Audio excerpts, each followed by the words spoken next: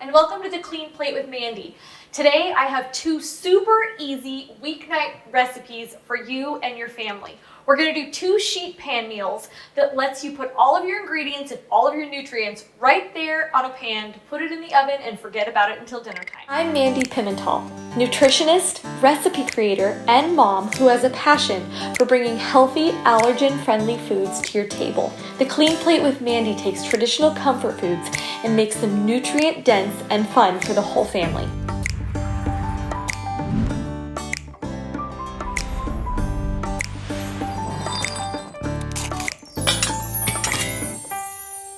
So today I'm going to be making 2 easy sheet pan meals for you to make during the weekdays. I know it can get hectic with work and kids, and you just want something that's easy that you can just chop up, put on a pan, and stick it in the oven.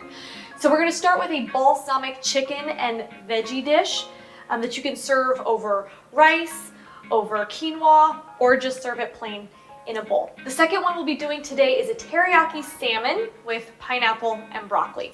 You're going to start with about a pound of asparagus. You're going to want to make sure that you wash it and just chop off the ends. So I've already pre-washed my asparagus. I'm just getting off any of the hard ends that can come with it.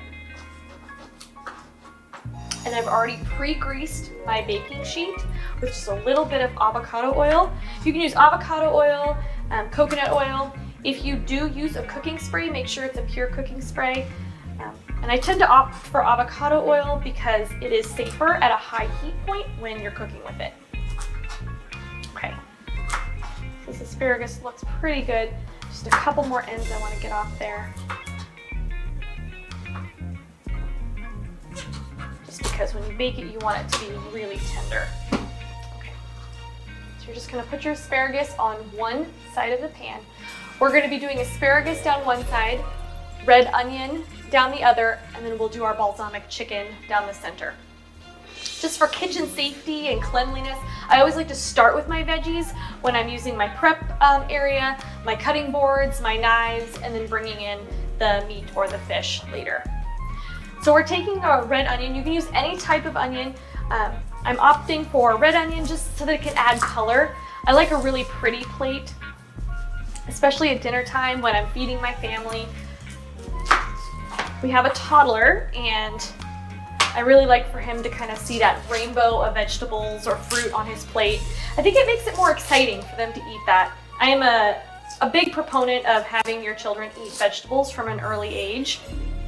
We started very early with Grayson, that he just always ate what we ate. I have a degree actually in pediatric nutrition, so it's a huge passion of mine to get kids to start with a good foundation, eat healthy from a young age.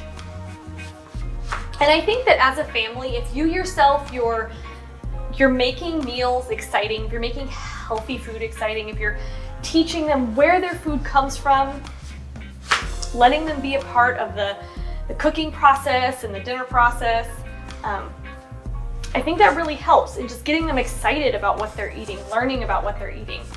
It's not just like random green food showing up on their plate, you know, from time to time. It's actually something that they got to be a part of. They got to pick out, or they got to help you grow or harvest. And I think that's really important. Okay, so I'm not going to use this whole onion. I'm just going to get most of it chopped up here. Another tip when I'm prepping lots of ingredients like this is to keep a bowl nearby that you can actually use as your trash bowl. That way you're not running back and forth to the trash can if you don't have one real close, and it just makes cleanup really easy. So you just scoop it all in there.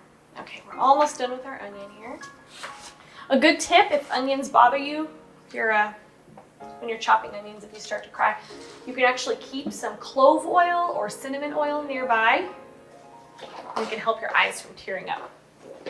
Just a little tip there. Okay, so get your onion on. So once that's on, now you're going to want to cube your chicken. So I have 2 chicken breasts here, thawed. So you can just bring one onto your cutting board.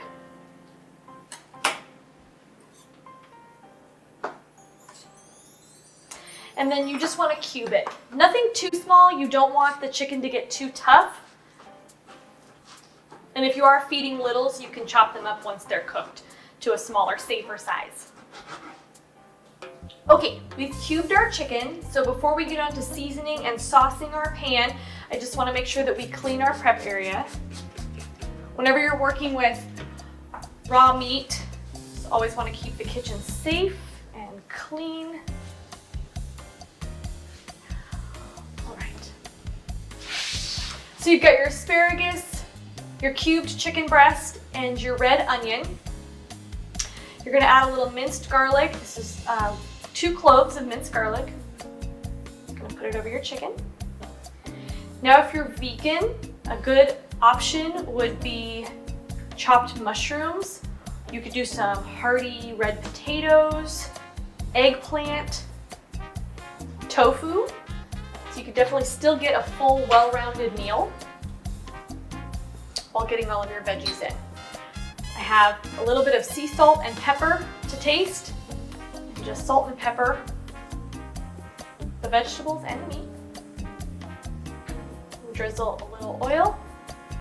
I went with avocado oil over your veggies, over the asparagus, the onions. Not too much, just about a teaspoon total. And then I have 1/4 cup balsamic vinegar.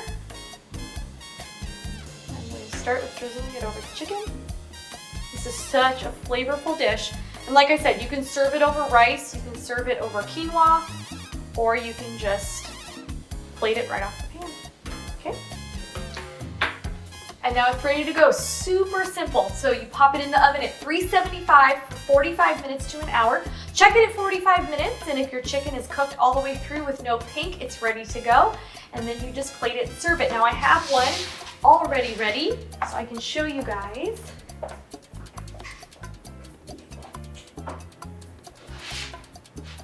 Oh, and it smells wonderful. So you bring it over here. Now your onion, of course, will shrink down, but we've got our asparagus, our chicken, and our red onion ready to go. Like I said, over a bed of rice, over a bed of quinoa if you want to add a grain to really bulk up the bowl, or serve as is. Next up, we have a teriyaki salmon with broccoli and pineapple.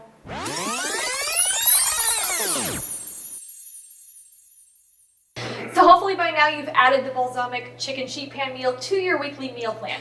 Now I have a teriyaki salmon sheet pan meal that is packed full of protein, omegas, and vegetables. So for this one, it's actually super simple, and the cooking time is only about 17 minutes. So you're gonna wanna preheat your oven to 400 degrees. And what you're gonna need for this is 2 fillets of Atlantic wild-caught salmon, a 1/3 cup of coconut aminos, fresh pineapple, a teaspoon of sesame seeds, salt and pepper to taste, a few tablespoons of avocado oil, and about 2 cups of broccoli. Fresh or frozen works. If it's frozen, just make sure to cook it beforehand. Okay, so what we want to do first is put our broccoli down. You're going to put your broccoli down one side of the sheet pan, and your pineapple will go down the other side to frame out your fish, and then your fish will go in the middle. Last year, I fell in love with doing sheet pan meals because it was just so easy. It made washing dishes minimal, which is huge for a working mama like myself. And I realized that my family loved them. They started craving them. It was easy to put on our weekly meal plans, and we just came up with a ton of ideas to put tons of protein, veggies, and fruit and mix it up throughout the week. After you have your broccoli in the pan, you're gonna add your avocado oil, just drizzle it over your broccoli. And then salt and pepper to taste.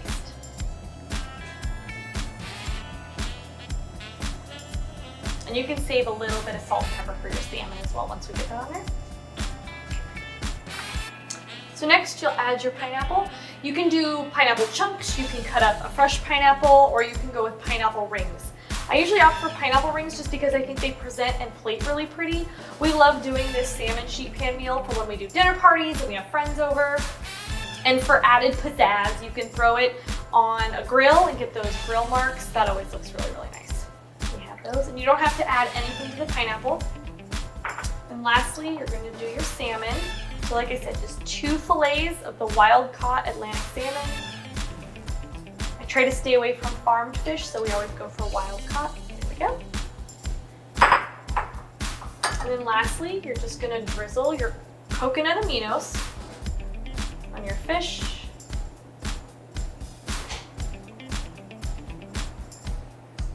And your broccoli.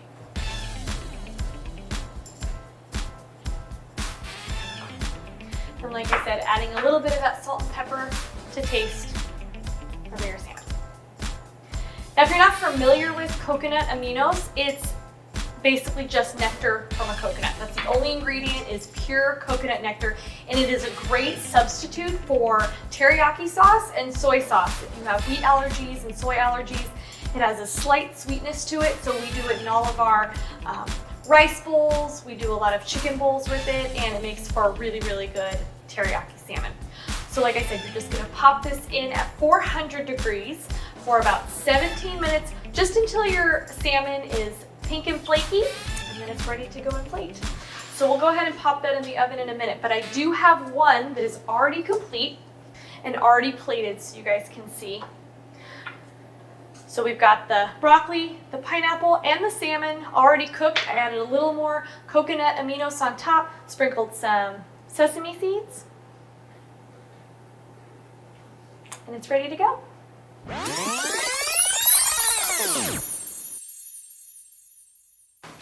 Here you go, guys. Here's sweetheart. So my favorite part about cooking family meals is having dinner with my family. Sheet pan meals make it really easy for the prep time to be really low and for you to be able to just stick in the oven and spend time doing what you should be doing, connecting with your family. So this is our balsamic chicken sheet pan meal. It's a weekly staple on our meal plan. Good. Good. Soft. So soft? Good. So I just hope you find time to do what's most important this week. Create nutritious, easy meals for your family and take time to connect with them. Bye guys.